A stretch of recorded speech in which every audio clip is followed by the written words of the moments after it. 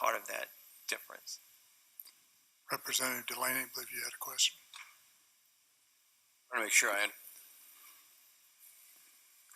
the two important provisions in this bill. Let's go to the one that may be easier. The one dealing with allocation of proceeds from a property tax referendum. You think that's easier? Yeah. Well, it's easier. I think it's easier. You have to get to the end of the bill to understand what's going to happen. But your suggestion would be that, for example, if IPS had a referendum here last fall, am I right that the proceeds of that successful referendum are going to go to the traditional public schools with buildings owned by either IPS or by the building corporation?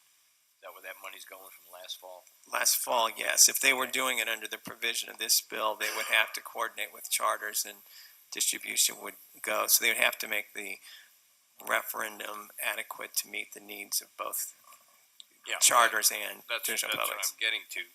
So to be very specific, in the case of Indianapolis Public Schools, if my math is right, almost exactly 1/4 of the referendum money would have had to go to non-public, in the sense of traditional public schools, but to charter schools. Is that right? They are public schools, so I don't know what percentage. Well, it's right here on the chart from the LSA that the head count is 25%.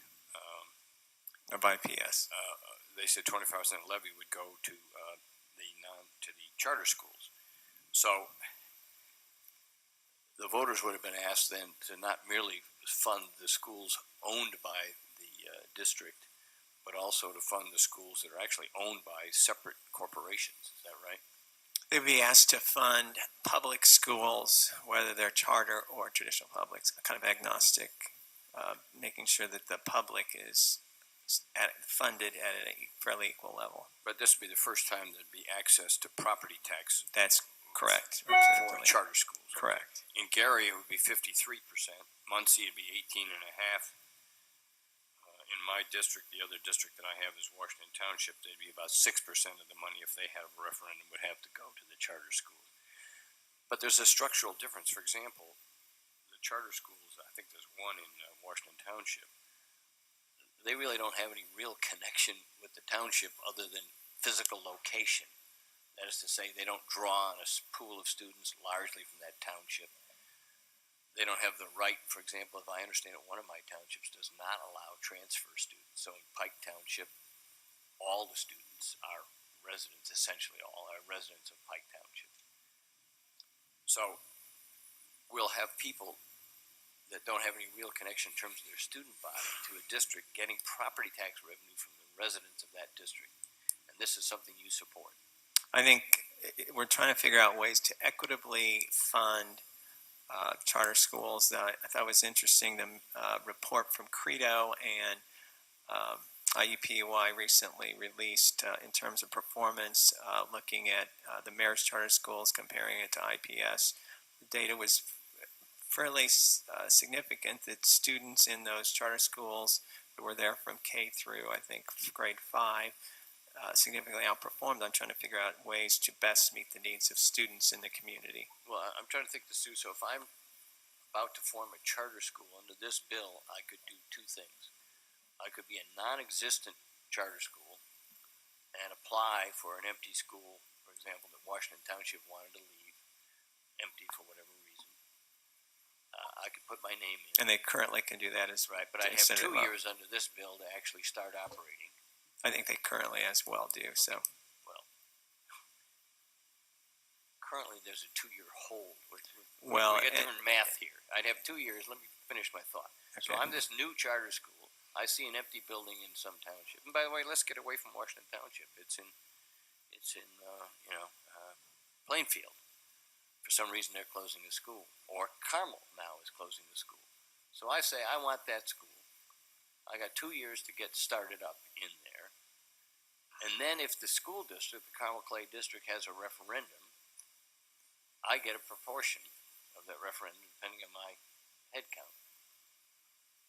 It strikes me that this will draw people to move into districts that they don't currently exist in, based solely on the fact that there's an empty building. So we're going to capitalize, I mean that in a literal economic sense. We're going to capitalize this charter school that wants to move into Carmel, for example. But we're going to either give them the building, or if they have the building, we're then going to give them a cut of the referendum. This is a dramatic change. I give you it's a dramatic change. I would argue, though, Representative Delaney, that one reason Carmel doesn't have charters is probably not has nothing to do with underutilized buildings. But Dying to hear what the reason I is. think a lot of it's probably performance, that a lot of parents feel like the Carmel Clay schools are meeting the needs of their students.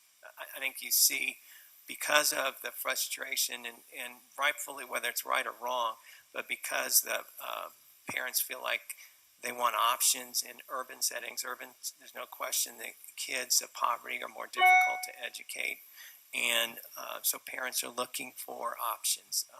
They have exercised that by their feet and decided to go to a charter, voucher, whatever. So We could have a long discussion, but the reality is, of course, people have been moving to get to districts, and people have been going to private schools and religious schools and on. This is nothing new.